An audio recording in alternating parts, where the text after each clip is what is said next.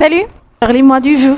Bonjour, je m'appelle Imen Ali, je suis née en 2001, j'ai 23 ans, je suis égyptienne, j'habite à Mansoura. Je suis célibataire, je suis diplômée de la faculté des lettres, département de la langue française à la université de Mansoura. J'ai également une certification de DEL, suis enseignante de la langue française. Salut tout le monde et bienvenue dans une nouvelle vidéo de Mademoiselle French.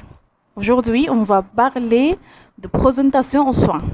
N'oubliez pas de vous abonner à cette chaîne et n'oubliez pas aussi de mettre j'aime parce que c'est très important pour moi. Vous êtes prêts? C'est parti! هنبدأ عندنا هنا تقديم النفس بالبرينو والنو، زي مثلا جو مابيل واحط الاسم ايمان علي.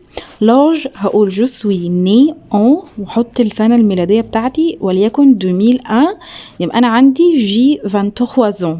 ناسيوناليتي هحط الجنسية جو سوي واقول الجنسية بتاعتي انا ايجيبسيان.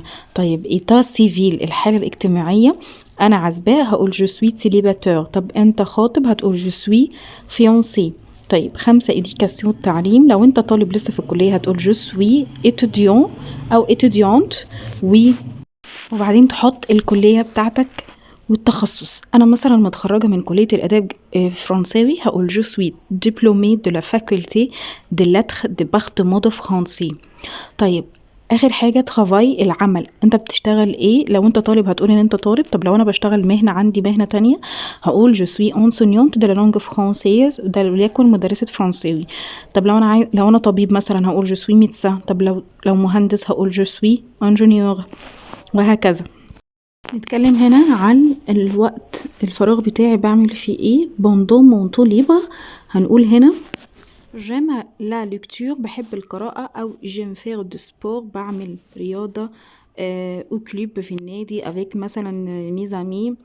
ممكن أقول j'aime aller au cinéma avec tes amis بحب أروح السينما مع أصدقائي. ليه بقى؟ هقول parce que ça me fait plaisir